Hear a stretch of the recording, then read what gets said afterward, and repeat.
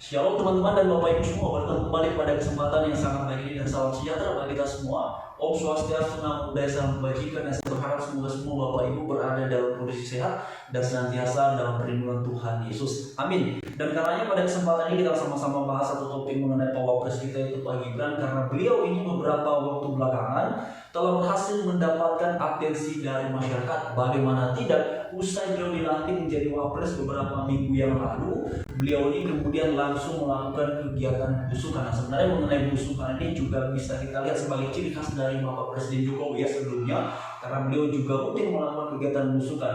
Kemudian Bapak Ibu semua, usai Mas Gibran melakukan kegiatan belusukan ini, di sini ada satu yang membahas bahwa belusukan usai dilantik jadi Wapres Gibran, saya pembantu Presiden Prabowo. Nah, ini menarik Bapak Ibu semua, karena beberapa waktu belakangan kan ada banyak opini tentang Prabowo Subianto, tentang Pak Jokowi, dan juga tentang Pak Gibran ini. Dan di sini Mas Gibran memberikan sebuah penjelasan yang konkret bahwa beliau posisinya adalah pembantu Presiden Prabowo dalam pengertian sebagai wakil Presiden Republik Indonesia. Lalu kemudian juga di sini ada pembahasan terkait dengan kunjungi Solo usai jadi Wapres. Gibran langsung belusukan ke stasiun. Jadi memang ini Bapak Ibu semua mendapatkan reaksi respon dari berbagai pihak. Tentu saja ada yang kemudian mengapresiasi tindakan ataupun kegiatan belusukan yang dilakukan oleh Mas Gibran, tetapi juga ada yang mencibir. Nah, memang ini sesuatu yang sangat lumrah kalau suatu hal sudah masuk ke dalam ruang publik, tentu pada akhirnya tiap-tiap orang, tiap-tiap pihak akan punya caranya untuk mengekspresikan responnya terhadap sesuatu. Tetapi apapun itu Bapak Ibu semua, saya secara pribadi sangat mengapresiasi ya apa yang kemudian dilakukan oleh Mas Gibran ini, karena dengan adanya kegiatan belusukan seperti ini, beliau kan bisa langsung mengetahui secara face to face ya, secara empat mata ya, secara berhadapan tatap muka dengan masyarakat terkait dengan keluh kesah apa yang sedang dihadapi oleh masyarakat. Nah, ini kan menarik ya. Jadi kegiatan belusukan, kegiatan menyapa masyarakat itu jangan hanya terjadi ketika masa kampanye. Lebih baiknya adalah juga terjadi pada saat sudah menang ya, sudah menduduki posisi. Jadi harus tetap menyapa masyarakat dan kemudian mendengarkan apa yang menjadi aspirasi mereka. Lalu kemudian Bapak Ibu semua, tidak hanya mengenai kegiatan belusukan yang dilakukan oleh Mas Gibran yang berhasil menarik perhatian masyarakat.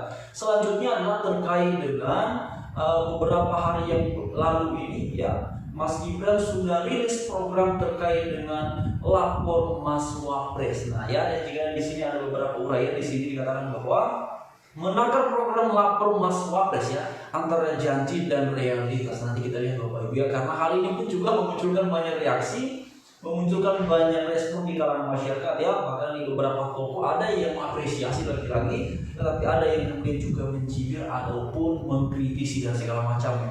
Mari kita lihat dulu beberapa uraiannya. Di sini dikatakan bahwa program melapor Mas Wapres akan efektif menyelesaikan aduan. Nah, tentu ini pihak-pihak yang mengapresiasi ya, lapor Mas Wapres ya, program pemerintah yang jamin aduan warga. Nah, di sini ya, karena kemarin Bapak Ibu semua sudah ada penjelasan dari pihak istana ya, bahwa ini bukan program pribadi Mas Gibran, tetapi ini adalah program pemerintah ya. Tentu saja kalau ini adalah program pemerintah, berarti ini berada di bawah kepemimpinan Bapak Presiden Prabowo sebagai kepala pemerintahan ataupun juga sebagai kepala negara. Lalu kemudian tak semua bisa, ini syarat pengaduan masalah dilapor Mas Wapres. Oke teman-teman ya. Reza Indagiri tanya siapa pemilik akun Fufafa. Ini menjadi ramai memang Bapak Ibu ya, karena usai kemarin Mas Gibran rilis program ini juga muncul lagi terkait dengan Fufafa ya. Mungkin Bapak Ibu sudah tahu ya, terkait dengan ramainya pembahasan Fufafa beberapa waktu yang lalu ini, yang mana ditudingnya adalah Mas Gibran pemilik akun tersebut. Tudingan Bapak Ibu ya, mengenai pembuktiannya sampai sekarang itu kan masih pro dan kontra ya. Lalu kemudian usai politisi, media asing juga mempertanyakan terkait dengan layanan lapor Mas Wapres. Ini yang saya katakan tadi di awal, ada yang mengapresiasi, ada yang mencibir, ada yang memuji, juga ada yang melakukan sebaliknya. Lalu kemudian Bapak Ibu semua, juga di sini ada satu respon ya. Di sini katakan bahwa pos pengaduan Gibran disebut langkah mundur 36 tahun. Saya Didu, Wapres Fufafa. Nah ini dia Bapak Ibu ya. Ini ya. Jadi kalau kita perhatikan di sini, Pak Saidido ini bisa dianggap, bisa dikatakan berarti pihak yang berseberangan ya dengan program yang diluncurkan oleh Pak Wapres kita Pak Gibran ya. Jadi di sini bahkan dikatakan pengaduan Gibran disebut langkah mundur 36 tahun. Bapak Ibu semua, saya tidak tahu ya apa yang kemudian mendasari cara berpikir bisa muncul sebuah gagasan bahwa ini adalah sebuah kemunduran ya, bahkan dikategorikan 36 tahun. Karena begini ya, justru bagi saya sendiri pribadi dengan adanya program pemerintah yang seperti ini, yang nama programnya adalah Lapor Mas Wapres, ini kan memudahkan masyarakat ya untuk menyampaikan laporan, untuk menyampaikan keluh kesah ataupun aspirasi kepada pemimpin.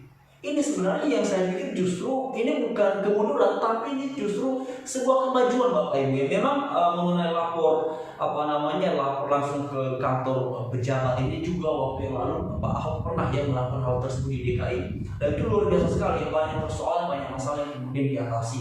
Lalu kemudian ini juga Mas Gibran, bahkan ada yang menyampaikan ternyata program seperti ini sebenarnya juga pernah ada Bapak Ibu sebelum-sebelumnya. Bagi saya ada ataupun tidak pernah ada, ya terserah, tetapi poin pentingnya adalah dengan adanya program Lapor Mas Wapres ini dibawa ke kepemimpinan pemerintahan Bapak Presiden Prabowo, tentu ini adalah sebuah langkah yang sangat baik untuk untuk memberikan wadah, ya memberikan tempat bagi masyarakat menyampaikan aduan ataupun menyampaikan persoalan-persoalan yang sedang dihadapi. Harapannya Bapak Ibu semua, dengan adanya hal seperti ini, bahkan bagi saya ini bisa menginspirasi kepala-kepala daerah, baik itu di tingkat provinsi ataupun di tingkat kota kabupaten, supaya masyarakat ini bisa mendapatkan akses ya untuk menyampaikan aspirasi ataupun keluh kesahnya ya.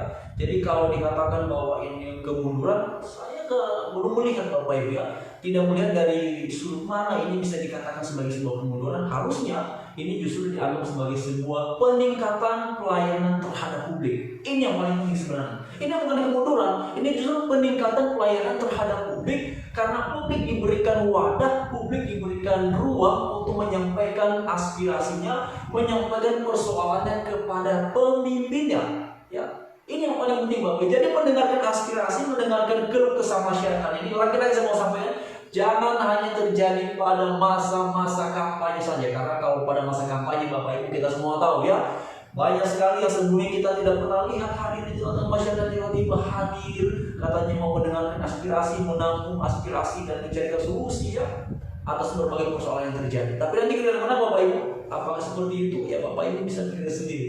Lalu kemudian juga di sini terkait dengan Mas Gibran ya, meskipun sudah dilantik jadi wapres, saya dulu sebut nama Gibran Raka Buming bukan wakil presiden Indonesia ke-13 katanya. Nah ini dari salah satu beritanya. Apakah seperti itu Bapak Ibu? Tapi inilah yang muncul banyak reaksi, muncul banyak pemberitaannya. Lapor Mas Wapres dinilai efektif di Solo. Netizen bagus sih, cuma buat apa ada menteri. Nah ini dia Bapak Ibu ya. Nah ini juga kemudian satu kajian yang menarik ya. Kalau begitu buat apa ada menteri ya? Bagi saya sih tetap ya, menteri-menteri ini kan bisa tetap melakukan job desk-nya.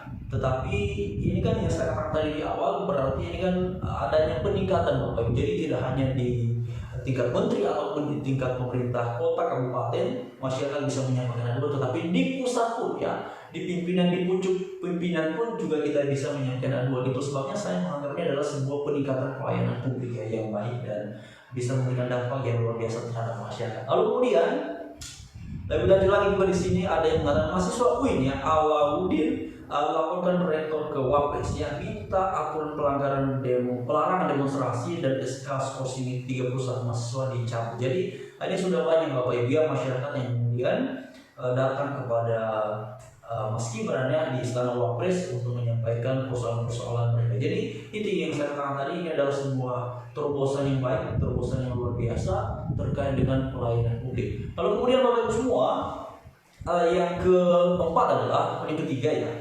Jadi beberapa waktu belakangan ini juga Mas Gibran ramai diperbincangkan di ruang publik, terutama ketika beliau hadir di Toraja ya dalam rangka mengikuti sidang raya PGI. Ada yang menarik sebenarnya di sini Bapak Ibu semua. Ketika beliau mengikuti sidang raya PGI ini, beliau hadir ataupun datangnya terlambat ya.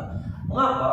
Dalam pidato yang sudah dipaparkan oleh Mas Gibran, beliau mengatakan bahwa keterlambatannya bukan disengaja, melainkan karena setelah keluar dari bandara beliau ini dalam perjalanan menuju tempat acara yang mendapati banyak sekali ternyata warga yang sudah menantikan ataupun kemudian melambaikan tangan di jalan ya, di pinggir jalan ketika Mas Gibran ini lewat. Nah beliau dalam pidatonya mengatakan bahwa saya tidak enak hati ataupun kemudian tidak etis, tidak sopan kalau beliau hanya sekedar menyapa dari dalam mobil. Ya, pada akhirnya beliau ini memutuskan untuk turun dari mobil dan menyapa warga secara langsung. Bahkan beliau juga membagikan peralatan belajar, ya, alat tulis, lalu juga susu, ya, karena ini kan terkait program makanan bergizi, ya, yang sering sekali disampaikan pada beberapa waktu lalu pada masa-masa kampanye itu juga sering sekali disuarakan hal tersebut. Lalu kemudian Bapak Ibu semua, dalam sidang hari ini Mas Gibran juga menyampaikan permohonan maaf terkait dengan keterlambatannya karena alasan seperti yang saya katakan tadi.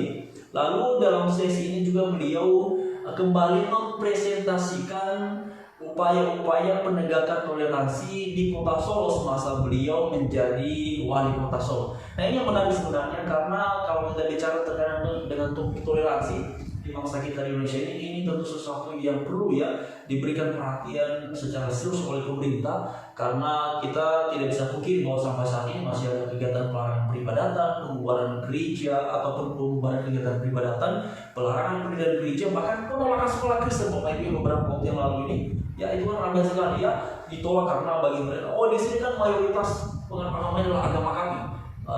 Jadi sekolah Kristen nggak boleh berdiri segala macam, ya. Jadi itu dia Bapak Ibu. Jadi memang saya berharap sekali, ya, dan juga ini kita lihat, ya, beberapa waktu yang lalu ada beberapa orang yang dipilih ataupun diangkat oleh Pak Presiden Prabowo juga untuk menyuarakan toleransi dan moderasi. Jadi kita berharap sekali di era kepemimpinan Bapak Prabowo dan juga Pak Gibran ini, semoga toleransi, keadilan sosial bagi seluruh rakyat Indonesia ini bisa ditegakkan dengan seadil-adilnya. Karena itu Bapak Ibu semua, apapun yang menjadi respon dari kawan-kawan, kalau ada yang setuju dengan opini-opini yang terkait dengan Mas Gibran ini yang patut diapresiasi, ataupun sebaliknya bagi saya itu kembali kepada masing-masing kita. Tapi satu hal yang perlu saya mau sampaikan adalah mari jujur mengapresiasi, ya. Kalau baik, marilah kita katakan baik. Kalau tidak, mari kita katakan tidak. Terima kasih, salam sejahtera bagi kita semua. Tuhan